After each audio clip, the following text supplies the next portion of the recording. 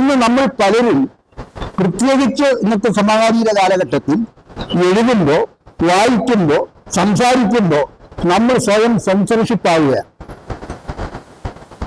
അങ്ങനെ പറഞ്ഞാൽ എന്നെ തീവ്രവാദി എന്ന് വിളിക്കുകയോ, അങ്ങനെ പറഞ്ഞാൽ എൻ്റെ പേരിൽ വിയാറ്റിയെ ചുമത്തുകയോ, ആ ഭീതി ഇന്ന് തിരിച്ചറിവുണ്ടെന്ന് പറയുന്ന നമ്മളുടെ ഇടയിലെ ബുദ്ധിജീവികൾക്കിടയിൽ, മധ്യവർഗ വിഭാഗങ്ങൾക്കിടയിൽ, അപകടമില്ലാത്ത പാതയിലൂടെ സഞ്ചരിക്കുന്ന തരികിട ബുദ്ധിജീവികൾക്കിടയിൽ കൂടുതൽ ഈ ആശങ്ക, സ്വന്തം സെൻസർഷിപ്പ് നടത്തുക.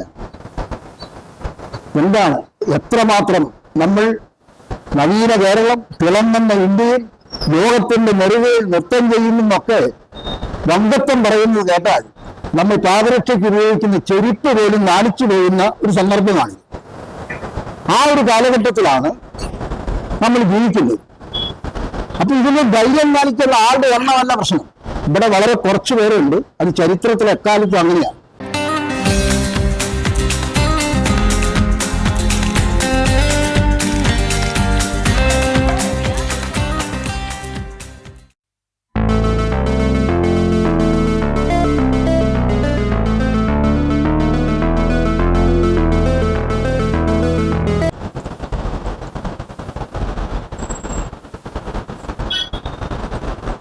ഇന്നത്തെ നമ്മുടെ ആനുകാലിക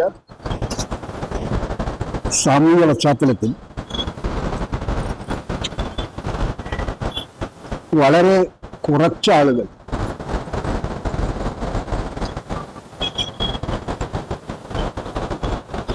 സമൂഹത്തിലെ മുഖ്യധാരയിലോ ചർച്ച ചെയ്യാനോ ചിന്തിക്കാനോ കഴിയാത്ത സാഹചര്യത്തിൽ നൂറ്റാണ്ടുകൾ, ആയിരത്താണ്ടുകൾ ആയിട്ട് വനാന്തരങ്ങളിലും അതുപോലെ തന്നെ ഉൾവനങ്ങളിലും സമതലങ്ങളിൽ നിന്നും ബ്രിട്ടീഷുകാരുടെ വരവോടുകൂടി ആട്ടിയോടിക്കപ്പെട്ട ഒരു ജനതയുടെ ഉത്കണ്ഠാജനകമായ, ഭീതിജനകമായ ഒരു ജീവിത പശ്ചാത്തലം വിഷയമാക്കിയത്, അതിന് ധൈര്യം കാണിച്ചെന്ന്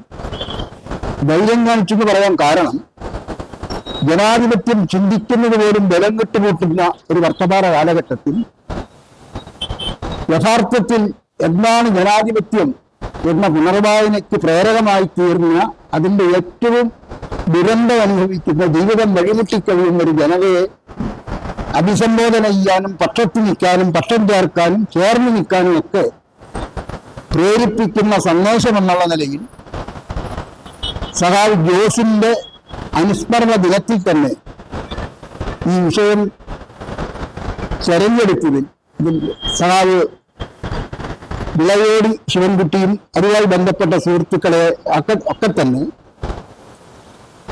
അഭിവാദ്യം ചെയ്തുകൊണ്ട്, അഭിനന്ദിച്ചുകൊണ്ട്, നിങ്ങളുടെ എല്ലാം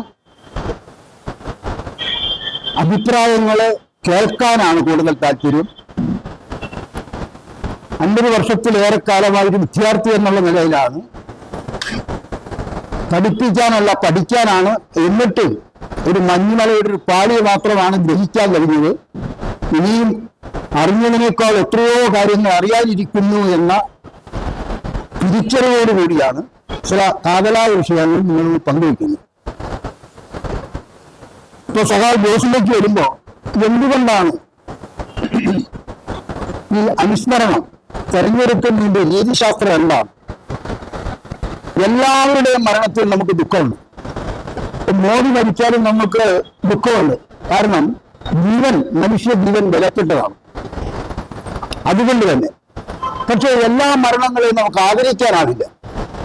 എന്തുകൊണ്ട്? അവിടെയാണ് എല്ലാ മരണങ്ങളെയും നമുക്ക് ദുഃഖമുള്ളപ്പോ എല്ലാ മരണങ്ങളെയും നമുക്ക് ആദരിക്കാനാവില്ല. എന്തുകൊണ്ട് പിന്നെ ജോസിന്റെ അല്ലെങ്കിൽ അതിന് സമാനമായ പലരെ ആദരിക്കുന്നു? അവരൊരിക്കലും ജീവിച്ചിരിക്കുമ്പോൾ പഞ്ചായത്ത് പ്രസിഡന്റെങ്കിലാവണം എന്ന് വിചാരിച്ച് സാമൂഹ്യ രംഗത്ത് സമൂഹത്തെ പറ്റി ചിന്തിച്ചവരല്ലാത്തത് കൊണ്ട് തങ്ങൾക്ക് എന്ത് സംഭവിക്കും, തങ്ങളുടെ കൂടെ ആരെല്ലാം ഉണ്ടാകുമെന്ന ഉത്കണ്ഠയില്ലാതെ നെറികേടിനെതിരെ നേരിന്റെ പക്ഷത്ത് നിന്നുകൊണ്ട് അതിന്റെ ഇരകളായി തീരുന്ന ദുർബലരായ, രാജ്യത്തെ ഏറ്റവും വലിയ ദുർബലരായ ജനതയുടെ പക്ഷത്ത് ധൈര്യത്തോടു കൂടി നിന്ന് അവരുടെ വിമോചനാത്മക സങ്കല്പത്തെ തീഷ്ണമാക്കാൻ, ഉൾക്കരുത്തുള്ളതാക്കി മാറ്റാൻ, ധൈര്യമുള്ളവരാക്കി മാറ്റാൻ, നടുവ് നിവൃത്തി തലയൂർന്ന് ചോദ്യം ചെയ്യാൻ പ്രാപ്തമാക്കാൻ പ്രേരിപ്പിച്ച ആ ധാരയിൽപ്പെട്ട ഒരു വ്യക്തിയാണ് സഖാവ് ജോസ്.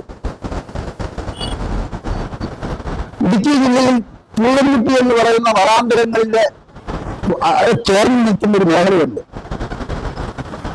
ആ മേഖലയിൽ 1-2 ദിവസം ഒരു സമ്മേളനവുമായി ബന്ധപ്പെട്ട് ഞങ്ങൾ സമ്മേളിക്കുന്ന സന്ദർഭത്തിൽ സഖാവ് ജോസ് അവരുടെ സാന്നിധ്യം നയിച്ചിട്ടുള്ള ആളാണ്. എപ്പോഴും യാതൊരു വിട്ടുവീഴ്ചയുമില്ലാതെ സ്വന്തം അഭിപ്രായം തുറന്നു പറയാൻ ധൈര്യം കാണിച്ചിട്ടുണ്ട്. ഇന്ന് നമ്മൾ പലരും, പ്രത്യേകിച്ച് ഇന്നത്തെ സമകാലീന കാലഘട്ടത്തിൽ എഴുതുമ്പോൾ, വായിക്കുമ്പോൾ, സംസാരിക്കുമ്പോൾ നമ്മൾ സ്വയം സെൻസർഷിപ്പ് ആവുകയാണ്.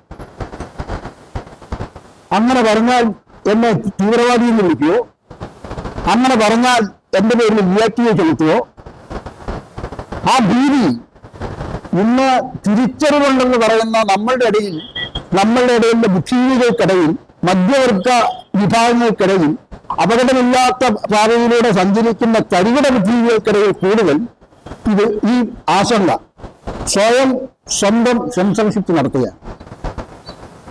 എന്താണ് എത്രമാത്രം നമ്മൾ നവീന കേരളം, തിളങ്ങുന്ന ഇന്ത്യയിൽ ലോകത്തിന്റെ നെറുകയിൽ നൃത്തം ചെയ്യുന്നൊക്കെ വങ്കത്വം പറയുന്നത് കേട്ടാൽ നമ്മൾ പാദരക്ഷയ്ക്ക് ഉപയോഗിക്കുന്ന ചെരുപ്പ് പോലും നാണിച്ചു പോകുന്ന ഒരു സന്ദർഭമാണ്. ആ ഒരു കാലഘട്ടത്തിലാണ് നമ്മൾ ജീവിക്കുന്നത്. അപ്പൊ ഇതിന് ധൈര്യം കാണിക്കുന്ന ആളുടെ എണ്ണമല്ല പ്രശ്നം. ഇവിടെ വളരെ കുറച്ചു പേരുണ്ട്. അത് ചരിത്രത്തിൽ എക്കാലത്തും അങ്ങനെയാണ്. ആകാശത്തിന്റെ ഭൂമിയുടെയും പാതിക്ക് അവകാശികളായിട്ടുള്ളവരാണ് സ്ത്രീകൾ. കാരണം ജനസംഖ്യയിൽ തുല്യതയ്ക്ക് അപ്പുറത്തേക്കില്ല. കേരളത്തിലാണെങ്കിൽ വളരെ കൂടുതലാണ്, പുരുഷന്മാരെക്കാൾ കൂടുതലാണ് സ്ത്രീകളുടെ. ആകാശത്തിന്റെ ഭൂമിയുടെ പകുതി അവകാശികളാണ് ജനാധിപത്യ സമൂഹത്തിൽ. ഇക്വാലിറ്റി എന്ന് പറയുന്ന ഭരണഘടനാ വാക്ക് നിർവചനം പ്രയോഗിക്കുകയാണെങ്കിൽ ഈ ഭൂമിയുടെ പകുതിയുടെ പാതിയുടെ അവകാശികളാണ്. ഭരണഘടനയെ സംരക്ഷിക്കണമെന്നാണ് ഞാനൊരു കരയുന്നുണ്ടല്ലോ നമ്മുടെ നാട്ടിൽ കൂടിയത്. പക്ഷേ ഈ ഭരണഘടനയിൽ പറഞ്ഞിട്ടുള്ളത് അങ്ങനെ ചുമ്മാ അങ്ങ് വന്നതാണ്. വിവിധങ്ങളായ രാജ്യങ്ങളിൽ നടന്ന എണ്ണമറ്റ പോരാട്ടങ്ങളുടെ അനുഭവങ്ങളെ സമാഹരിച്ചുകൊണ്ടാണ് ഈ ഭരണഘടനയ്ക്ക് രൂപം നൽകുന്നത്. അല്ലാതെ ഇന്നത്തെ ഈ ഫാസിസ്റ്റ് സംഘങ്ങളുണ്ടല്ലോ, വെറും ഫാസിസമല്ല. ഇപ്പൊ ഹിറ്റ്ലറെ പോലെ, മുസോളിനെ പോലെ, ഫ്രാങ്കോയുടെ ഫാസിസത്തെ പോലെ തുലനം ചെയ്യാൻ പറ്റില്ല ഇന്ത്യയിൽ രൂപപ്പെടുന്നവരെ ഫാസിസം. ഈ ഫാസിസത്തിന്റെ ഐഡിയോളജി എന്ന് പറയുന്നത് നേറ്റിൽ തൊട്ടായ ഒരു ജനതയെ കീഴ്പ്പെടുത്തി നിർത്തിയിരിക്കുന്നു. മാത്രമല്ല, നിങ്ങൾ ജനിച്ച എവിടെ നിന്നാണെന്നുള്ളത് ഇപ്പൊ പുറമേ പറയുന്നില്ലെങ്കിൽ ആന്തരികമായി, ഇന്ന് പുറമേക്കല്ല കാര്യങ്ങൾ, ആന്തരികമായിട്ടാണ്, പരോക്ഷമായിട്ടാണ്. നമ്മൾ ഏതൊരു വിഷയം പുറമേ കാണുന്ന ജനാധിപത്യത്തിന്റെ ചായം വീശി ജനാധിപത്യവും അതിന്റെ വികസന അജണ്ടയും ഒക്കെ കാണുമ്പോൾ നമ്മൾ നോക്കുന്നത് തന്നെ 6 വരി പാതയുണ്ട്, റോഡ് കുറച്ച് വണ്ണമുണ്ട്, ആകാശപാതയുണ്ട്, ജില്ലകളോടും വിമാനത്താവളമുണ്ട്, കെട്ടിട സമുച്ചയങ്ങൾ, വാനം മുട്ടുന്നത് എല്ലാം ഉണ്ട്. ഇതാണ് വികസനം എന്നാണ് പറയുന്നത്. പക്ഷേ ബഹുഭൂരിപക്ഷം വരുന്ന ജനങ്ങൾ പ്രത്യേകിച്ച് ആദിവാസികളുടെ മേഖലയിൽ ഒരു ദിവസം ഓരോ മിനിറ്റിലും 6000-ത്തിലേറെ കുരുന്നുകളാണ് ഇന്ത്യയിൽ പിരിഞ്ഞു പോകുന്നത് ജനിച്ച് ജന്മനാളെത്തുന്നതിന് മുമ്പ്. എന്തുകൊണ്ടാണ്? തക്ക സമയത്ത് ചികിത്സ ലഭിക്കാത്തത് കൊണ്ട്, പോഷകാഹാരം ലഭ്യമാകാത്തത് കൊണ്ട് ആ കുരുന്നുകൾ മരിച്ചു പോകുന്നത് ബഹുഭൂരിപക്ഷവും 70-80% ദളിതരുടെയും ദരിദ്രരെയും ക്ഷേത്രനിവാസികളുടെ ഇടയിലെ കുരുന്നുകളാണെന്ന് ഓർക്കണം. ഇവരാണ് തെലങ്കന്റെ കഥ പറയുന്നത്. വനാന്തരങ്ങളിലോ, ഇന്ന് വനാന്തരങ്ങളിൽ ഇന്ത്യയിൽ 11 സംസ്ഥാനങ്ങളിൽ നിന്ന് 6 ലക്ഷം ആദിവാസികളെ കുടിയിറക്കുന്നതിന് വേണ്ടി, ഒഴിവാക്കുന്നതിന് വേണ്ടി സുപ്രീം കോടതിയിൽ നിന്ന് ആരാണ് അനുമതി മേടിച്ചിരിക്കുന്നത്? വേദാന്തയെ പോലെ, SRനെ പോലെയുള്ള ആളുകൾ. അളവറ്റ സമ്പത്ത് കൊള്ളയടിക്കുന്നതിന് വേണ്ടി ആ മലനിരകളിലെ വൈഡൂര്യവും സ്വർണവും ബോക്സൈറ്റും മഗ്നീഷ്യവും ഇരുമ്പയിലടക്കം ലോകത്തിൽ ഏറ്റവും വിലക്കൂടിയ ധാതുസമ്പത്ത് കൊള്ളയടിക്കാൻ വേണ്ടി ജീവിതത്തിൽ നിഷ്കളങ്കരായി വനാതിർത്തികളിൽ വനത്തിന്റെ ശിഖരം പോലും പറ്റാതെ പ്രകൃതിയെ ജീവവായുവിനെ പോലെ സ്നേഹിക്കുക മാത്രമല്ല, തങ്ങളുടെ മലനിരകളൊക്കെ അമ്മയാണ്, ആ മലയുടെ ഇടുക്കിലൂടെ ഒഴുകിയെത്തുന്ന ജലധാര എന്ന് പറയുന്ന അമ്മയുടെ മുലപ്പാലാണ് എന്ന് കരുതുകയും കണക്കാക്കുകയും അതിനെ സംരക്ഷിക്കുകയും ചെയ്യുന്ന ഒരു ജനതയാണ്. ആ ജനതയെ ആട്ടിയോടിക്കുന്നതിന് വേണ്ടി ഈ നടപടി സ്വീകരിക്കുമ്പോൾ എല്ലാ ഭരണവർഗ നാടുവാഴികളും പത്രമാധ്യമങ്ങളും എന്തുകൊണ്ടാണ് മൗനം പാലിക്കുന്നത്? ഈ മൗനം ഇന്നും ഇന്നലെയും തുടങ്ങിയ മൗനമല്ല. ഇവിടെയാണ് ഈ ബ്രാഹ്മണ്യവാദം എന്ന് പറയുന്നതിന്റെ ഐഡിയോളജി, ആശയശാസ്ത്രം എന്ന് പറയുന്ന മാരകമായ വിഷം നമ്മളുടെ ചിന്തയിൽ, മനോഭാവത്തിൽ, വ്യക്തിബന്ധങ്ങളിൽ, അയൽപക്ക സൗഹാർദ്ദങ്ങളിൽ, ഭക്ഷണ പങ്കുവയ്ക്കുന്നതിൽ, പാകം ചെയ്യുന്നതിലൊക്കെ തന്നെ അത് സന്നിഹിതമാണ്. നമ്മൾ അറിയാതെ തന്നെ അത് ഉൾക്കൊള്ളുകയാണ്, നമ്മുടെ രക്തധമനികളിൽ തന്നെ ഉൾക്കൊള്ളുകയാണ്. നേരെയുള്ളവർ ശ്രേഷ്ഠരാണ്, കീഴെയുള്ളവരെല്ലാം നേച്ചറാണെന്ന് നിഷ്കർഷിക്കുന്ന ആ വൃത്തികെട്ട തത്വസന്ധയുണ്ട്. അതിനാണ് അംബേദ്കർ പറഞ്ഞത് ഡൈനാമിക് ചെയ്യണമെന്ന് പറഞ്ഞത്. ബ്രാഹ്മണ്യത്തെ ഡൈനാമിക് ചെയ്യണമെന്ന് ബ്രാഹ്മണരെ ഡൈനാമിക് ചെയ്യണമെന്നല്ല പറഞ്ഞത്. നിങ്ങൾ മുതലാളിത്തത്തെ തകർക്കണമെന്ന് പറയുന്ന ഓരോ മുതലാളിമാരെയും കൊല്ലണമെന്നല്ല പറഞ്ഞത്. ഒരു വ്യവസ്ഥയാണത്. ഒരു ജനതയെ നിയന്ത്രിക്കുന്ന ഒരു ചട്ടക്കൂടാണ്. അതിന്റെ അവബോധത്തെ സൃഷ്ടിക്കുന്ന ഒരു വിശ്വാസ സംഖ്യയാണത്. ബ്രഹ്മാവിന്റെ അടുത്തും മാറിലും തുടയിലും കാൽപ്പാദത്തിലൊക്കെ ഗർഭോത്രമുണ്ടെങ്കിൽ ബ്രഹ്മാവ് എന്ന് പറഞ്ഞ മഹാവിഷ്ണു ആണല്ലോ. അപ്പൊ മഹാവിഷ്ണുവിന്റെ ഭാര്യയായ മഹാലക്ഷ്മിയാണ്. അപ്പൊ ഓക്കെന്തായിരുന്നു പണിയെന്നാ ചോദിക്കുന്ന പല കുട്ടികളും. എല്ലാം ബ്രഹ്മാവിനെ പ്രസവിക്കുന്നത്, തലയിൽ നിന്നും തുടയിൽ നിന്നും പാദത്തിൽ നിന്നും. അപ്പം അദ്ദേഹത്തിന്റെ സഹകർമ്മിണിയായ മഹാലക്ഷ്മിക്ക് എന്തായിരുന്നു പണി? എന്ത് യുക്തിയാണത്? ഇതെല്ലാം തന്നെ വിശ്വസിപ്പിക്കുകയാണ്.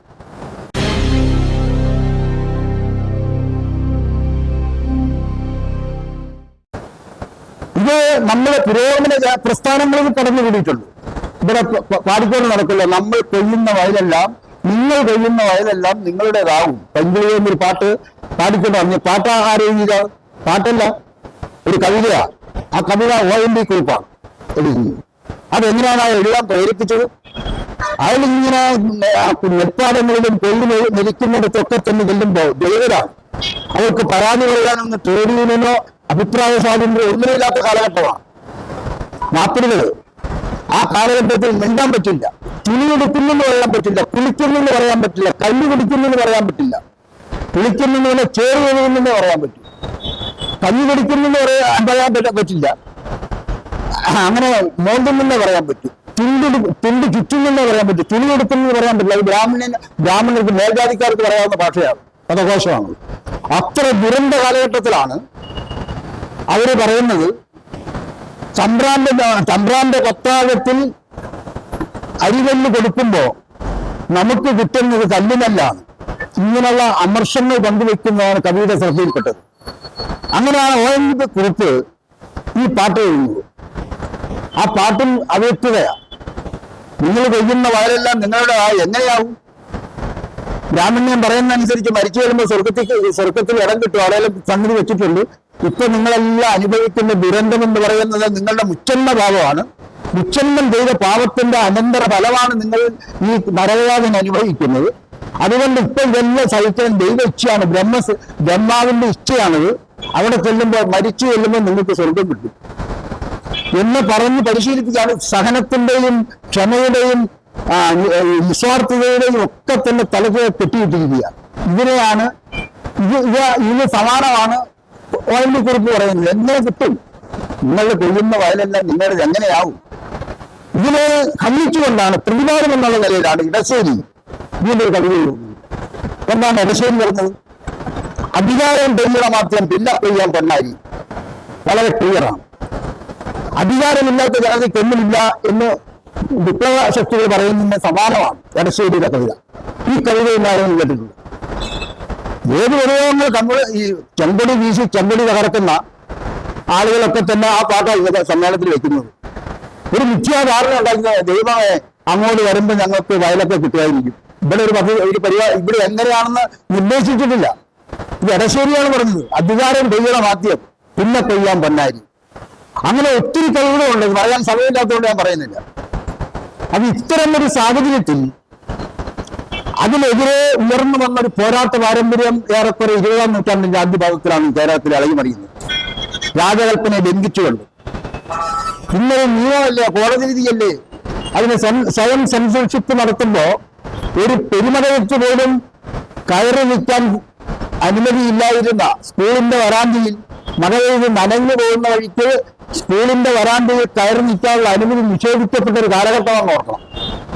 ആ കാലഘട്ടത്തിലാണ് നിരക്ഷരനായ അയ്യങ്കാളി രാജകൽപ്പന ലംഘിച്ചുകൊണ്ട് ഈ വഴി ചോളം നടക്കരുത്, ഈ വഴി പുരയം നടക്കരുത് എന്ന് എഴുതി വെച്ചിരുന്ന മധ്യതിരുവിതാംകൂറിന്റെ എന്ന് വെച്ചാൽ ഈ പറയുന്ന ഇപ്പം ഈ കഴിഞ്ഞ ദിവസം പ്രതിമ വെച്ചിരിക്കുന്നത് ഈയാറിന്റെ അല്ലല്ലോ പെരിയാറിന്റെ വൈക്കറ്റ്, ആ മേഖലകളിൽ ഒന്നും നടക്കാൻ പറ്റില്ല. പണം ഉണ്ടായിട്ടും കാര്യമില്ല.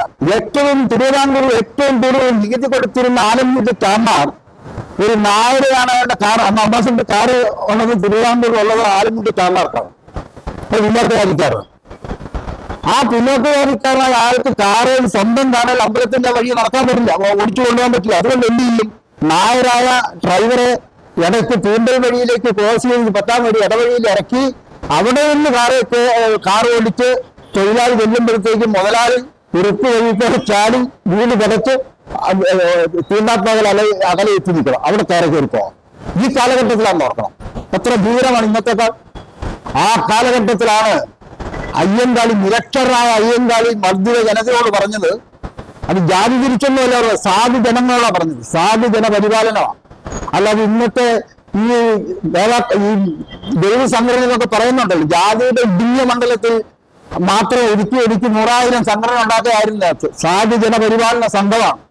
ആ സംഘത്തിന്റെ നേതാവ് പറഞ്ഞത്, വഴി നടക്കാനുള്ള അവകാശം യാചിച്ചു വാങ്ങേണ്ടതല്ല, ചോദിച്ചു വാങ്ങേണ്ടതല്ല, നടന്നു നേടേണ്ടതാണ് എന്ന് പറഞ്ഞുകൊണ്ട് അന്നത്തെ രാജകൽപ്പനയെ ലംഘിച്ചുകൊണ്ട്, ചോദ്യം ചെയ്യുക ലംഘിച്ചുകൊണ്ട് ആണ് വില്ലുവണ്ടിയിലും കാളവണ്ടിയിൽ കെട്ടിട്ട് വാടാ നമുക്ക് നോക്കാമെന്നുള്ള തലയെടുപ്പോടുകൂടി രാജാധികാരത്തെ വെല്ലുവിളിച്ചുകൊണ്ട് നടന്നു പോയെന്ന് ഓർക്കണം. ആ ജനത എന്തുകൊണ്ടാണ് ഇന്ന് കല്ലുന്നവന്റെ കാൽ നട്ടുന്ന അല്ലെങ്കിൽ കാൽക്കടിയിൽ ചെരുപ്പ് പോലെ ഞെരിഞ്ഞവരുമ്പോഴും മുമ്പിപ്പോയാൽ ഞങ്ങളുടെ സ്ഥിതി എന്താവും, തങ്ങളുടെ പേര് ആരുണ്ടാവും എന്നുള്ള അന്യതാബോധത്തിലേക്ക് ആശ്രിതരായി വലിയ അവസ്ഥയിൽ പിന്നോട്ട് പോയെങ്കിൽ അവരുടെ കുഴപ്പമാണെന്ന് എന്റെ അഭിപ്രായമില്ല. എന്റെ അഭിപ്രായത്തിൽ ഇവിടുത്തെ പുരോഗമന ജനാധിപത്യ പ്രസ്ഥാനങ്ങൾ ഈ വീരമ്പത്ത് രാഷ്ട്രീയത്തിന്റെ മത്സരവേദിയിൽ മാമാങ്കം കളിക്കാൻ പോയതോടുകൂടിയാണ്, കൃത്യമായി പറഞ്ഞ 952 കൂടിയാണ് കേരളത്തിലെ ഓരോ പ്രസ്ഥാനങ്ങളും ഈ പറയുന്ന അവസ്ഥയിലേക്ക് ഇന്നത്തെ ക്രിമിനൽ സംഘമായി മാറി. ഇവർക്കൊന്നും ഈ പറയുന്ന ഫാസിസത്തെ, BJP ഫാസിസത്തെയോ സംഘപരിവാർ സംഘത്തെയോ എതിർക്കാൻ യാതൊരു ധാർമ്മികമായി കഴിയില്ല. കാരണം അവർ തീവ്രമായിട്ടാണ് ആ തീവ്രമായിട്ടുള്ള അക്രമാസക്തമായ ബ്രാഹ്മണ്യ ആശയത്തിന്റെ അടിസ്ഥാനത്തിലാണ് പ്രവർത്തിക്കുന്നതെങ്കിൽ മറ്റൊരു മിതവാദ ബ്രാഹ്മണ്യത്തിന്റെ ധാരയിലൂടെയാണ് ഒഴുകുന്നതെന്ന് നിങ്ങൾ ഓർക്കണം. അവരെല്ലാം ഇടതെന്നും വലതെന്നും പുരോഗമനമെന്നും ജനാധിപത്യം ഒക്കെ ഉരുവിടും. എന്താണ് അംബേദ്കർ പറഞ്ഞത് ഇന്ത്യൻ ജനാധിപത്യത്തെ പറ്റി? ഇപ്പൊ ജനാധിപത്യത്തെ പറ്റി പറയുമ്പോൾ അംബേദ്കറെ ഉയർത്തി പൊക്കിക്കാണിച്ചുകൊണ്ട് അംബേദ്കറെ ബ്രാഹ്മണ്യത്തിന്റെ അടുത്ത കൂടാരത്തിൽ കുടിയിരുത്താൻ വേണ്ടി ശ്രമിക്കുന്ന ഈ തട്ടിപ്പ് സംഘങ്ങളുണ്ട്. അവരുടെ വീക്ഷണത്തെയാണ് എതിർക്കാൻ, വ്യക്തികളല്ല. ആ വീക്ഷണം അംബേദ്കർ നഖശിവാന്റെ എതിർത്തതാണ്. ബ്രാഹ്മണ്യത്തെ ഡൈനാമിക് വെക്കണം എന്ന് പറഞ്ഞാൽ അതിന്റെ അർത്ഥം എന്താ? ബ്രാഹ്മണ്യത്തിനെതിരായിട്ടുള്ള സമരം, ബ്രാഹ്മണരെ മറ്റേ രാസവസ്തുക്കളൊക്കെ സമാഹരിച്ചെടുത്ത് ബോംബുണ്ടാക്കി പൊട്ടിക്കാരല്ല പറഞ്ഞത്. ബ്രാഹ്മണ്യത്തെ, അതിന്റെ ആശയശാസ്ത്രത്തെ, അതിന്റെ ജനവിരുദ്ധതയെ, അതിന്റെ വിഷലിപ്തമായ ചലനങ്ങളെ നമ്മളുടെ ബോധമണ്ഡലത്തെ കീഴടക്കും. അതുകൊണ്ട് അതിനോട് വളരെ അക്രമാസക്തമായി അത് കടന്നാക്രമിക്കുന്ന തരത്തിലുള്ള പ്രചാരണം നടത്തണം. അത് ഈ നടത്തുന്നത് നമ്മളെല്ലാം പറയുന്ന പാർട്ടിക്കാർക്ക് വിവരമില്ലാത്ത ആളുകളാണ്, വിദ്യാഭ്യാസമില്ലാത്തവരാണ്, വൃത്തിയില്ലാത്തവരാണെന്ന് ആക്ഷേപിക്കുന്നവരുള്ള മലയാളി വംശീയവരിൽ തമിഴ്നാടിനെ നോക്കും. അവിടെ സംഘപരിവാർ സംഘം പൂമാലയിട്ട് കിരീടം വെച്ച് പട്ടിപ്പൊതിഞ്ഞ് ശ്രീരാമനെ എഴുന്നള്ളിക്കുമ്പോ മറുഭാഗത്ത് ശ്രീരാമന്റെ ഒരു കോലം വരച്ച് അതിൽ ചെരുപ്പുമാല തൂക്കിയിട്ടിട്ട് സമാന്തരമായിട്ട് പ്രകടനം നടത്തുന്ന തമിഴ്നാട് നോക്ക്. ബൗദ്ധിക തലത്തിൽ അവരുടെ ചെരുപ്പിന്റെ വാറടിക്കാനുള്ള യോഗ്യതയുണ്ട് നമുക്ക്. നമ്മൾ പശുവൊക്കെ തേച്ച് വളരെ വളരെ ഭംഗിയായി പോലീസ് ചെയ്ത് ചായ മുക്കി ഡ്രസ്സൊക്കെ ഇട്ട് വളരെ ഞങ്ങൾ ഭയങ്കര സംഭവമാണെന്നുള്ള അഹന്തയുണ്ടല്ലോ, ബ്രാഹ്മണ്യ അഹന്ത, നമ്മളുടെ അഹംബോധത്തിൽ അതാണ് നമ്മൾ ഇങ്ങനെ ചിന്തിപ്പിക്കുന്നത്. അപ്പൊ അങ്ങനെ നിൽക്കുന്ന അടുത്താണ് അവിടെ പോരാട്ടം ഞാൻ ചോദ്യം ചെയ്യുന്നത്. ചെറിയ കാര്യമാണ്. അവിടെ 12 മണി 1 മണിയാവും. ഞാനൊക്കെ നേരിട്ട് കണ്ടിട്ടുണ്ട്. 12 മണി 1 മണിയാകുമ്പോ കോയമ്പത്തൂര് അതുപോലെ പൊള്ളാച്ചിയുടെ ആ ബീജയുടെ ഒക്കെ ഈ മിലിറ്ററിയിലാണ് സ്ത്രീകള് 15, 20, 12, 13 ഒക്കെ വയസ്സായ നിരാരംഭരായ ആളുകളാണ്. നിൽപ്പലും കഴിഞ്ഞിട്ട് നൂലുകൾക്കും പശമുക്കലും ചായമുക്കലൊക്കെ കഴിഞ്ഞ് പോകുന്നു, പാതയായിട്ട് പോകുന്നു, എളുപ്പാങ്കാലത്ത് പോകുന്നു. ഒരുത്തരും തെറ്റിദ്ധരിക്കുന്നതിലൂടെ ഇവിടെ നമ്മൾ പറയുന്ന നമ്മുടെ നവീന കേരളമുണ്ടല്ലോ, 3 വയസ്സായ പെൺകുട്ടിക്ക് അംഗനവാടി പോയിട്ട് ധൈര്യമായിട്ട് വീട്ടിൽ തിരിച്ചു വരുമെന്ന് വിചാരിച്ചിട്ട് അച്ഛനമ്മമാർക്ക് ഇരിക്കാൻ പറ്റുമോ കേരളത്തിൽ? ഇന്ത്യയുടെ പല സംസ്ഥാനത്തിലും അങ്ങനെയുണ്ട്, കേരളത്തിലും ഉണ്ടെന്ന്. അപ്പൊ എന്താണ് അവിടെ എന്തുകൊണ്ടാണ് അങ്ങനെ കൂട്ടകലാകാത്തത്, കുറ്റിപ്പറിക്കാത്തത്, കളിച്ചു പറിക്കാത്തത്? അവരെയാണോ മോശക്കാരാക്കുന്നത്? ഈ വംശീയ വെറി എങ്ങനെയാണ് വന്നത്? അതുപോലെ തന്നെ മത ന്യൂനപക്ഷങ്ങളെ സംബന്ധിച്ചുള്ള സമീപനം നോക്കൂ. നമ്മൾ അറിയാതെ തന്നെ നമ്മളുടെ ഇടയിൽ നമ്മളുടെ സംസ്കാരത്തെയും സമ്പന്നമായ പൈതൃകത്തേക്ക് എല്ലാം ഈ നേത്തന്മാര് ഇന്ത്യയിൽ വന്നാണ് നശിപ്പിച്ചത് എന്നുള്ള അക്രമാസക്തമായ ബ്രാഹ്മണ്യ പ്രചാരണത്തിൽ നമ്മൾ വന്നാത്ത് വീണ് പോയിട്ടില്ലേ? സ്വയം പരിശോധിക്കാൻ നമുക്കറിയാം. ചരിത്രത്തെ പറ്റി അറിയാവോ?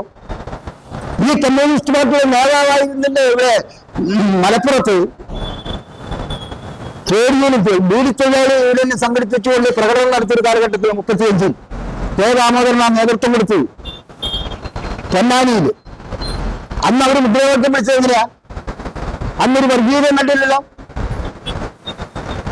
അന്ന് അവര് ഇവിടെ മുസ്ലിം രാഷ്ട്രം കെട്ടിപ്പടുക്കാനുള്ള മുദ്രാവാക്യങ്ങളെല്ലാം വിളിക്കാൻ തുടങ്ങുന്നു, വിളിക്കാൻ സാധ്യതയുണ്ടെന്നും അന്ന് ഗവേഷണം നടത്തിയില്ലായിരുന്നു. അന്ന് വിളിച്ച മുദ്രാവാക്യം എന്താണ്? ലാ ഇലാഹ ഇല്ലല്ലാഹ് ഇൻഖിലാബ് സിന്ദാബാദ്. എന്താണ് അതിന്റെ അർത്ഥം? പാർട്ടിയുടെ സംസ്ഥാന സമിതി എന്ന കമ്മ്യൂണിസ്റ്റ് പാർട്ടിയുടെ അന്ന് CPM അല്ല, CPI.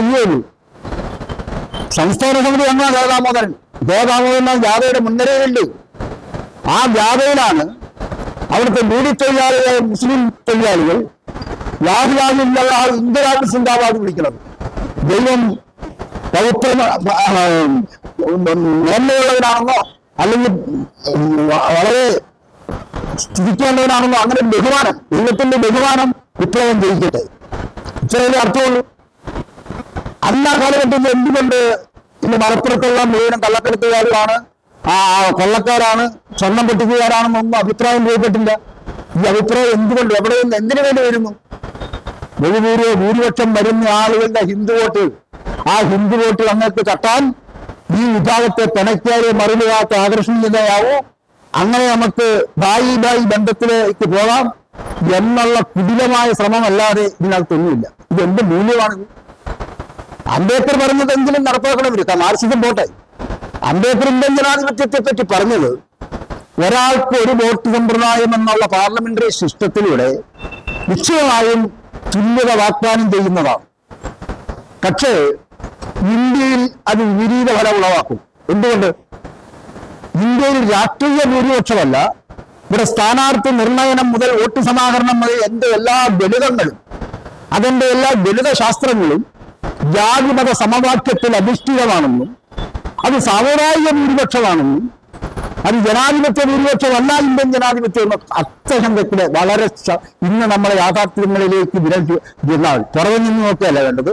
ഉള്ളിൽ കയറി പരിശോധിച്ചാൽ, ഉള്ളൊടുക്ക് പരിശോധിച്ചാൽ വളരെ വ്യക്തമാണ്. അതുകൊണ്ടാണ് ജനാധിപത്യമെന്നും തുല്യതയെന്ന് കേൾക്കുമ്പോൾ തന്നെ രാജ്യദ്രോഹമാണെന്ന് പറഞ്ഞുകൊണ്ട് വിലങ്ങിട്ട് കൂട്ടുന്നത്. അത് മോദിയുടെ മാത്രം പ്രശ്നമല്ലത്. പിണറായി വിജയൻ 144 പേരെയാണ് BJP-യെ ചുമത്തി കേരളത്തിലെ വിവിധ ജയിലുകളിൽ തടവറയിലാക്കിയിരിക്കുന്നത്. എന്ത് കുറ്റം? അവരുടെ ഒരു കുറ്റപത്രം പോലും അവരെ FIR എടുക്കാൻ കഴിഞ്ഞിട്ടില്ല. അത് തെളിവ് അന്വേഷിച്ചുകൊണ്ടിരിക്കുകയാണെന്ന് പറയുന്നത്. ഞങ്ങളെയൊക്കെ പിടിച്ചിട്ട് ഇവരെങ്ങനെ തെളിവ് ഉണ്ടാക്കിയത്? 72-ൽ പിടിച്ചു, 3 മാസം ക്യാമ്പിലിട്ട് കൈകാര്യം ചെയ്തു, എന്നിട്ടും രക്ഷയില്ല. വെറുതെ ഒരു കാര്യമില്ല, കരയിലൊന്നും പറഞ്ഞ് അടിക്കുന്നു. ഇവിടെ തന്നെ ഇവിടുത്തെ നിങ്ങളുടെ ഈ ജില്ലയിലെ വിക്ടറി കോളേജിൽ നിന്ന് ഒരു മണി എന്ന് പറയുന്ന ഒരു PDC പഠിച്ചുകൊണ്ടിരിക്കുന്ന ഒരു യുവാവിനെ അന്ന് കൊള്ളുന്നു തിരുവനന്തപുരത്ത് അറസ്റ്റ് ചെയ്തു. ആ തിരുവനന്തപുരത്ത് അറസ്റ്റ് ചെയ്ത് ഇതിലൊരു മുസ്ലിം പേരുണ്ട്, ബഷീർ എന്നാണോ മുഹമ്മദ് എന്നാണോ ആരെയാണ് കൊണ്ടുവന്നിട്ടുണ്ടായിരുന്നു 72. എന്താ രാത്രി പറഞ്ഞപ്പോൾ ബാങ്ക് വിളിക്കുന്നത് 12 മണി, ഒരു 10 മണി കഴിഞ്ഞപ്പോ ജയറാം പടിക്കലും അതുപോലെ തന്നെ മുരളി കൃഷ്ണദാസും പുലിക്കോടൻ നാരായണനും കൂടെ വന്നിട്ട് ഈ പയ്യനോട് പറയാം, മുസ്ലിം ബാങ്ക് വിളിക്കണം. വിളിക്കില്ല എന്ന് പറഞ്ഞു. നിനക്ക് വിശ്വാസമില്ലേ ഉണ്ടോ, പിന്നെ വിശ്വാസമില്ലേ ഉണ്ടോ എന്നാ ചോദ്യം. മറുപടി ഈ ചോദ്യത്തിന് മറുപടി അർഹിക്കുന്നില്ല എന്ന് മറുപടി പറഞ്ഞ പയ്യൻ ചെറുപ്പക്കാരനാണ്, 30 വയസ്സ് കൂടുതലില്ല. അവസാനം അടിച്ചടിച്ച് ഭിത്തിയിലിട്ടടിച്ച് ഗരുഡം പറവ സ്വർഗാരോഹണം എന്നൊക്കെ പറയുന്ന ഇതൊക്കെ ഉണ്ട്.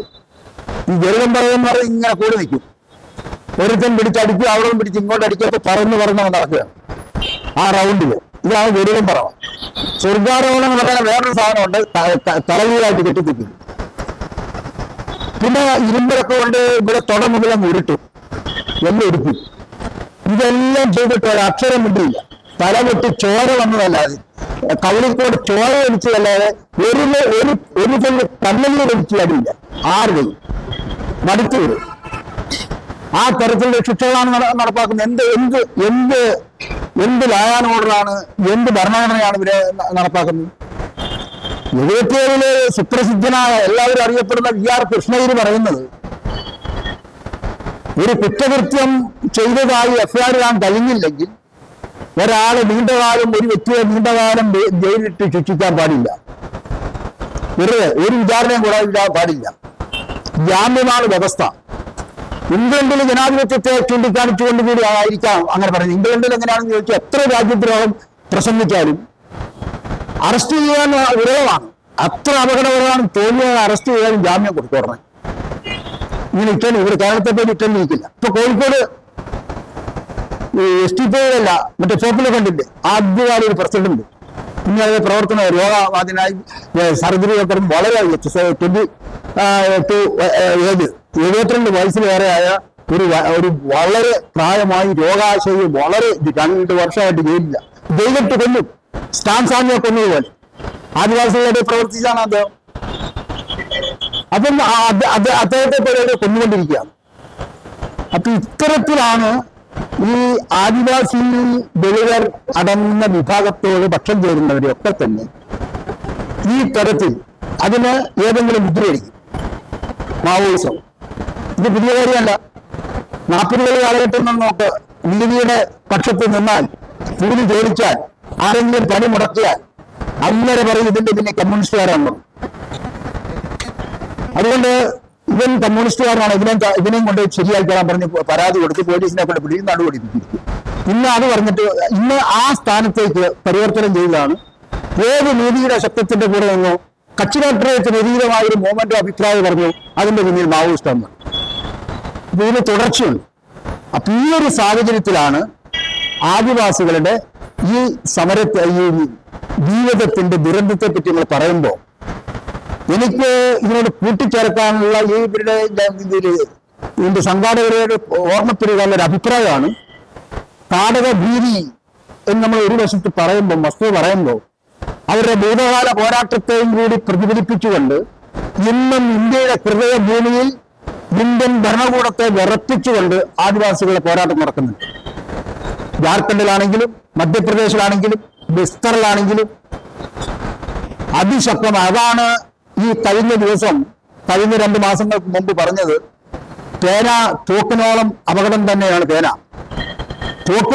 തോക്കിനോളം അപകടമാണ് പേന എന്ന് പറഞ്ഞാൽ ഈ സത്യം വെളിപ്പെടുത്താൻ പാടുള്ളതാണ്.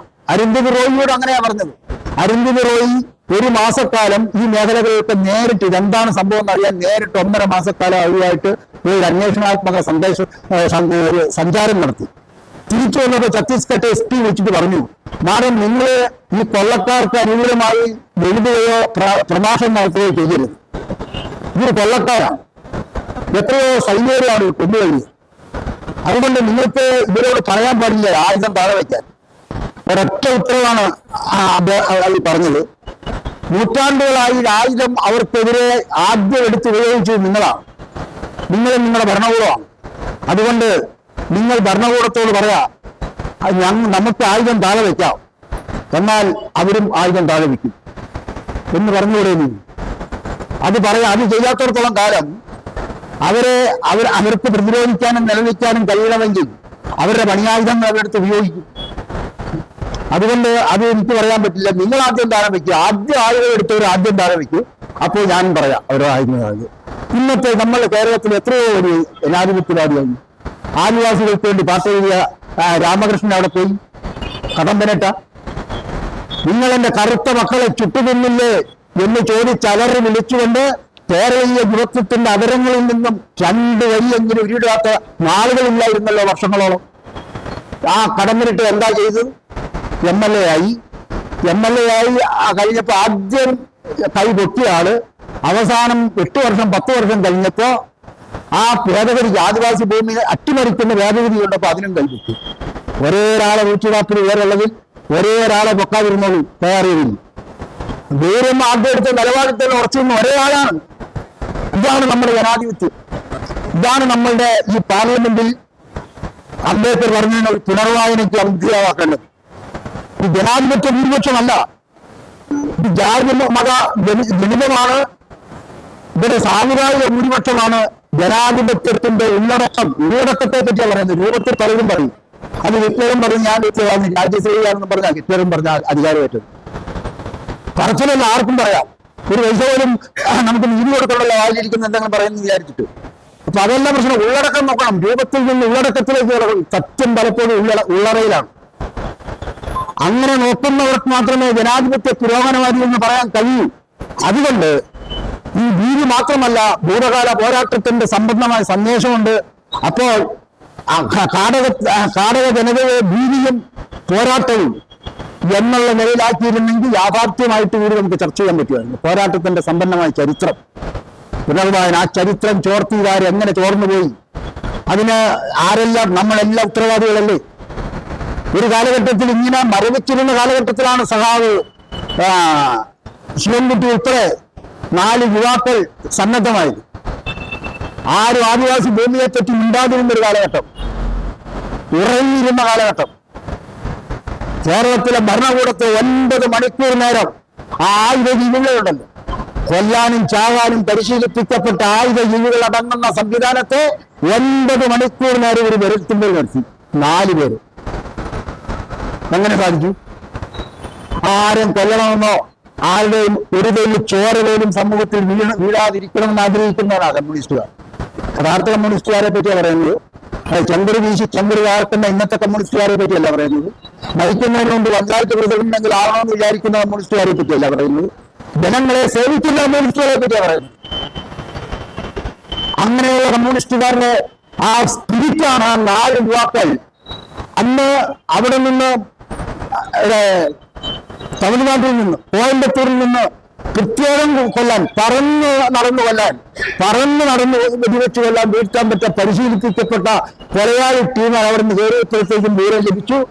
ഉടനെ തന്നെ ഇവർ തന്നെ മുൻകൈ എടുത്തുകൊണ്ട് കളക്ടറെ കൊണ്ട് പറഞ്ഞു, സൈന്യത്തെ ഇങ്ങോട്ട് അയക്കരുത്, അയച്ചാൽ എന്റെ ജീവൻ പോവും, അതുകൊണ്ട് സ്റ്റോപ്പ് ചെയ്ത് തിരിച്ചയക്കാൻ പറഞ്ഞു. തിരിച്ചയപ്പിച്ചു.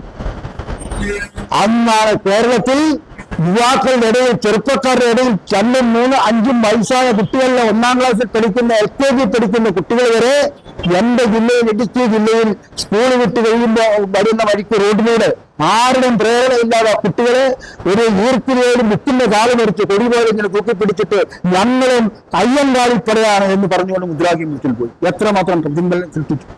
ഇവിടെയാണ് ഉദ്ഘാടനം പറഞ്ഞതുപോലെ സമരത്തിന് അതുപോലെ ആവർത്തിക്കുന്നത്. ഇന്നലെ ഞാൻ പറയുന്നത്, ഒരു സമരത്തിന്റെ നൂതനമായ പുതിയ വഴി കയറണമെന്ന് ഉദ്ഘാടനം പറഞ്ഞാൽ അഭിനന്ദിക്കേണ്ടത്.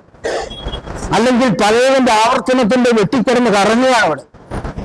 കുതിരയ്ക്ക് പിന്നിലാണ്, അല്ല വണ്ടിക്ക് പിന്നിലാണ് ഇന്ന് കുതിരയെ കെട്ടിയിരിക്കുന്നത്. കുതിര എന്ന് പറയുന്നത് രാഷ്ട്രീയമാണ് ഉദ്ദേശിക്കുന്നത്. കുതിരയ്ക്ക് പിന്നിൽ വണ്ടിയെ കെട്ടിയാൽ വണ്ടിക്കും പോകാൻ പറ്റില്ല, കുതിരയ്ക്കും പോകാൻ പറ്റില്ല. രാഷ്ട്രീയം മുന്നിൽ വെക്കുമ്പോഴാണ് കുതിപ്പുണ്ടാകുന്നത്, കുതിരയായ രാഷ്ട്രീയം. ആ രാഷ്ട്രീയത്തിന് കാരമില്ലാത്ത ഉപ്പാകാൻ പാടില്ല. ഇന്ന് ഇഷ്ടംപോലെ പളുപളുത്ത ഒത്തുചാക്കുണ്ട്. ഉപ്പുചാക്ക് പോലുള്ളതാണ് വെള്ളമായിട്ട് നോക്കി പഞ്ഞിയും വെച്ച് വന്ന് ഇരിക്കുന്ന കാണാൻ പറഞ്ഞ് ഒരു വലിയ പൊതുസമ്മേളനം നടക്കുമ്പോൾ നമുക്ക് പഞ്ഞിയില്ലെന്ന് മാത്രമേ ഉള്ളൂ. അതിന് വന്നിരിക്കുന്നത് ആ ഉപ്പ് ചാക്കാണ്. അതിനകത്ത് കാരമില്ലാത്ത ഉപ്പിന്റെ വെള്ളം, കാരമില്ലാത്ത ഉപ്പ് തറയിലിട്ട് ചവിട്ടാനല്ലാതെ ജനങ്ങൾക്ക് എന്തെങ്കിലും ഉപയോഗിക്കാൻ പറ്റുമോ? ഉപയോഗശൂന്യമായ വസ്തുവല്ലേ കാരമില്ലാത്ത ഉപ്പ്. അപ്പൊ ഉപ്പ് കാരം വേണമെന്ന് വെച്ചാൽ രാഷ്ട്രീയം മുന്നിൽ നിർത്തണമെന്ന് പറഞ്ഞാൽ അർത്ഥം. ആ രാഷ്ട്രീയത്തില് കാരമില്ലെങ്കിൽ, നിസ്വാർത്ഥ സേവനത്തിൻ്റെതില്ലെങ്കിൽ, അനീതിയെ തുടച്ചു നീക്കുന്ന ശക്തമായ നിലപാടില്ലെങ്കിൽ, ആ പാരമ്പര്യത്തിന്റെ പോരാട്ട പാരമ്പര്യത്തെ പറ്റി ഇന്ന് ട്രൗസറിലും തലക്കെട്ടിലും ഒക്കെ ഡ്രസ് കോഡ് എന്നുള്ള നിലയിൽ ഈ പിള്ളേരെ കൊണ്ട് വെച്ച് കെട്ടിച്ചെന്ന് നടക്കുന്നുണ്ടെന്ന് ചെഗുവേരയുടെ പടം, ഭഗത് സിംഗിന്റെ പടം, അണ്ടർവെയറുണ്ടെന്ന് നോക്കിയിട്ടില്ല, പക്ഷെ തലയിലും ബനിയന്റെ പുറത്താകത്തൊക്കെ കാണാൻ പറ്റും. ഇതുകൊണ്ട് വല്ല കാര്യമുണ്ടോ? ഇവര് പറഞ്ഞ് എന്താ കടലും കടലാടിയും പോലെ വ്യത്യാസം. ജനങ്ങളെ പറ്റിക്കാൻ, യുവാക്കളൊക്കെ പറ്റിക്കാൻ, അവരെ കവർന്നെടുക്കാൻ, മനസ്സ് കവരാൻ. ഇവരോടൊന്ന് ചോദിച്ചു നോക്ക്. പി കൃഷ്ണപിള്ളി ആര്? കേരളത്തിലെ ആദ്യത്തെ കമ്മ്യൂണിസ്റ്റ് പാർട്ടി കെട്ടിപ്പടുത്ത കുണ്ടക്കാരൻ പത്രോസ് എന്ന് പറയുന്ന KV പത്രോസിനെ പറ്റി ചോദിച്ചു. അറിയുമെന്ന് ചോദിച്ചാൽ പറയും ഞങ്ങൾക്കറിയില്ല. പിന്നെ നിങ്ങൾക്ക് ആരെ അറിയാം? ഞങ്ങൾക്ക് MA യൂസഫ് അലി, അദാനി, അംബാനിയെ അറിയാന്ന് പറയും. അതല്ലേ പറയുള്ളൂ. അദാനിയെ അറിയാം, അംബാനി അറിയാം, MA യൂസഫിനെ അറിയാം, പി കൃഷ്ണപിള്ളി അറിയില്ല. അതുപോലെ തന്നെ ഉത്തരവൻ പറഞ്ഞ ഏവർലീസിനെ അറിയില്ല. അവരാരെ അറിയില്ല, ഇവരെ അറിയുള്ളൂ. അവരെ പറഞ്ഞിട്ട് കാര്യമില്ല. ഒരു പക്ക ക്രിമിനലാണ്. ഒരു വിഭജന സംഘടനയുടെ നേതാവ് ഒരു ദളിത് പെൺകുട്ടിയുടെ പുറത്ത് ചവിട്ടി വീഴ്ചിട്ട് ഞങ്ങളോട് കളിച്ചാൽ നിനക്ക് അച്ഛനില്ലാത്ത കുട്ടിയെ വളർത്തേണ്ടി വരുമെന്ന് പരസ്യമായിട്ട് വിളിച്ചു പറയുന്ന ആ തെമ്മാടിയെ പോലെയുള്ളവരെയൊക്കെ ഈ യുവാക്കളുടെ നേതാവായി പ്രതിഷ്ഠിച്ചുകൊണ്ട് ചുമക്കേണ്ടി വരുന്ന ദുരന്തം കേരളത്തിലെ നമ്മൾ ഉൾപ്പെടെ പുനഃപരിശോധന എന്തുകൊണ്ടാണ് ഇതിന്റെ പെരുവിറങ്ങാൻ പറ്റുന്നത്? പിൻവലിക്കാൻ പറയാം, പ്രക്ഷോഭം ഇതിനെ പിൻവലിക്കണം. പൊതുസമൂഹത്തിന് പിൻവലിക്കണം. പ്രത്യേകിച്ച് പെൺകുട്ടിയോട്, അതിന്റെ കൂടെ പഠിക്കുന്ന, അവന്റെ കോളേജിൽ പഠിക്കുന്ന പെൺകുട്ടിയോട് പറഞ്ഞു നോക്കണം. എതിരഭിപ്രായം പറഞ്ഞാലോ പരസ്യമായിട്ട് പറയാണ്, ഞങ്ങൾക്കെതിരെ നീയൊക്കെ ചിന്തിച്ചാൽ നിന്റെയൊക്കെ തലച്ചോറ് പൂപ്പല പോലെ ചിതറിക്കും എന്ന് പറഞ്ഞാൽ അത്രയും എടുത്തിട്ടുണ്ട് അവർക്ക്. ആദിവാസികളെ കാട്ടിനുള്ളിൽ നിന്ന് നാട്ടി ഓടിക്കുമ്പോ കടലിന്റെ മക്കളെ അവിടെ നിന്ന് അദാനിക്ക് വേണ്ടി ചവിട്ടി ചേരിയിലേക്ക് ഓടിക്കുമ്പോ അനീതിയാണെന്ന് പറഞ്ഞു കഴിഞ്ഞാൽ കലാപത്തിന് ആഹ്വാനമായി, തീവ്രവാദമായി, അതിന്റെ ഇതിനും ഇല്ലാത്ത കുഴപ്പമില്ല. അവന് ഇതിനെന്തുകൊണ്ടാകുന്നില്ല? ഞങ്ങളുടെ നേതാക്കന്മാരെ തടഞ്ഞാൽ, ചോദ്യം ചെയ്താൽ, നിവർന്നത് ചോദിച്ചാൽ, വെറുതെ സംസാരിച്ചാൽ നിന്റെ ഒന്നും ബോഡി ചിതയിൽ വെക്കാൻ ഒരു കഷ്ണം പോലും ഉണ്ടാകില്ലെന്ന് പരസ്യമായി പ്രഖ്യാപിക്കുന്നില്ലേ? പൊതുയോഗങ്ങളിൽ നടപടി എടുക്കുന്നുണ്ട്. ഈ ആലപ്പുഴ ഏതൊരു കൊച്ചിനെ കൊണ്ട് അവരും മലരും കരുതിക്കോ കാലം വരുന്നുണ്ടെന്നും പറഞ്ഞ മുദ്രാവാക്യം ചെയ്ത് കോലാഹലം ഇപ്പോൾ നടക്കുന്ന TV തള്ളുന്നുണ്ടല്ലോ, വൈകിട്ട് കഴിയുന്നുണ്ട്. ഈ തള്ളുമ്പോൾ അത് ഒരിക്കലും ഒരു പ്രാവശ്യം വരും. ഇതെന്ത് ഇവര് പറഞ്ഞ കാര്യം എന്താ പറയാത്തത്? അതുകൊണ്ട് അവനെ തുലനം ചെയ്താൽ ശരിയാൻ പോയപ്പോഴാണ് ഞാൻ പറയുന്നത്. എന്തുകൊണ്ട് പക്ഷപാതിത്വം ഉണ്ടാകുമെന്ന് ഞാൻ പറയുന്നു. ഏറ്റവും വികാരംബരായ ജനതയുടെ ഭാഗത്ത് നിന്ന് ഒരു കഠിനമായ രോക്ഷം പ്രകടിപ്പിച്ചാൽ അത് വലിയ രാജ്യദ്രോഹമാവുകയും ഇവര് തലച്ചോറ് വേർതിരിപ്പിക്കും. നേതാവിന്റെ മുഖം വികൃതമായി എന്ന് പറഞ്ഞ് പ്രസംഗിച്ചതിന്റെ പേരിലല്ലേ 51 വയസ്സായ ചന്ദ്രശേഖരന്റെ മുഖത്ത് 51 വെട്ടുപറ്റിയത്, 1 വയസ്സിൽ 1 വെട്ട്. നോക്ക്, ഇത്ര ക്രൂരന്മാർക്ക് ഇപ്പൊ കുത്താൻ. ഇവിടെയാണ് ശക്തമായ പ്രചരണം തുറന്നു പറയാൻ കഴിയുന്ന ആളുടെ എണ്ണമല്ല, ഗുണത്തിലെ മെച്ചമാണ് കുറവ് പരിഹരിക്കുന്നത്. ചരിത്രം എപ്പോഴാണ് ചില സന്ദർഭങ്ങളിൽ, സാഹചര്യങ്ങളിൽ ഒരു വ്യക്തിയുടെ പ്രസ്ഥാനമായി മാറിയിട്ടുള്ള ചരിത്രത്തിൽ 1-ാം നൂറ്റാണ്ട് മുതൽ നോക്ക്, സ്പാർട്ടാക്കസിന്റെ കാലഘട്ടം മുതൽ നിങ്ങൾ നോക്ക്, ഒരു വ്യക്തി ഒരു പ്രസ്ഥാനമായിട്ട് മാറും. ആശയമാണ് നിർണായകം, മുമ്പോട്ട് വരുന്ന വിഷയമാണ്. അപ്പൊ ആ അർത്ഥത്തിൽ നമ്മളുടെ ഈ കൂട്ടായ്മയിൽ പ്രത്യേകിച്ച് വീണ്ടും പറയുന്നത്, ഉദ്ഘാടകൻ വക്കീൽ പറഞ്ഞതുപോലെ പുതിയ വഴി തേടാൻ പ്രാപ്തമാകുന്ന ഈ ആധിപത്യത്തിനും വിധേയത്വ ബന്ധത്തിലും ജനങ്ങൾ അന്ധകാരത്തിലേക്ക് തള്ളിവിടുന്ന ഇവരുടെ മത്സരങ്ങളിലല്ല, കൊള്ള മുതൽ വീതം വെപ്പുകാർക്ക് വേണ്ടി വീതം വെക്കാനും ധനസമ്പാദനത്തിന് വേണ്ടി നടക്കുന്ന കോടീശ്വരക്കോട്ടയിൽ കോടീശ്വരന്മാരെ തെരഞ്ഞെടുക്കുന്ന ഇവരുടെ പാർലമെന്ററി മത്സരത്തിലല്ല നേടിയെടുത്ത പോരാടി നേടിയ അവകാശത്തെ വീണ്ടെടുക്കാൻ ആ പുല്ലുകൾ വികസിപ്പിച്ചെടുക്കാനുള്ള പോരാട്ടമാണ് സംഘടിപ്പിക്കേണ്ടത്. അല്ലാതെ ഇവരുടെ മത്സരങ്ങളിൽ പങ്കാളികളാകുകയല്ല എന്നുള്ള സന്ദേശം ശക്തമായ അതിന്റെ പ്രകടമായി തന്നെ അതിന്റെ പ്രകാശനങ്ങളും പ്രവർത്തനങ്ങളും ശക്തിപ്പെടുത്താനുള്ള ചെറുതോ വലുതോ എന്നുള്ളതല്ല, ആ ഒരു ബദൽ രാഷ്ട്രീയ സമസ്യ സങ്കല്പം വീക്ഷണം മുമ്പോട്ട് വെക്കാൻ ധൈര്യം കാണിക്കാൻ ഈ മുന്നണിക്ക് കഴിയട്ടെ. അങ്ങനെയാണ് അവരുടെ ജനിച്ച മണ്ണിൽ അധികാരമാണ് നിർണായകം. അങ്ങനെ മണ്ണിനും വനത്തിനും ജലത്തിനും ജനാധികാരത്തിനും വേണ്ടിയുള്ള പോരാട്ടം, ശക്തമായ പോരാട്ടം, രാഷ്ട്രീയമായ പോരാട്ടം നടത്താനുള്ള സന്ദേശവും രാഷ്ട്രീയ ഇച്ഛാശക്തിയും ധൈര്യവും ഉൾക്കരുത്തും ഉത്തേജനവും ഉണ്ടാകട്ടെ ഇന്ന സംഘാടകർക്കും അതിന്റെ പ്രചാരകർക്കും എന്ന് ഒരിക്കൽ കൂടി ഓർമ്മപ്പെടുത്തിക്കൊണ്ട് എന്റെ എളിയ വാക്കുകൾ നിങ്ങളുടെ മുമ്പിൽ അവതരിപ്പിച്ചുകൊണ്ട് ഉപസംഹരിക്കുന്നു. അഭിവാദ്യം.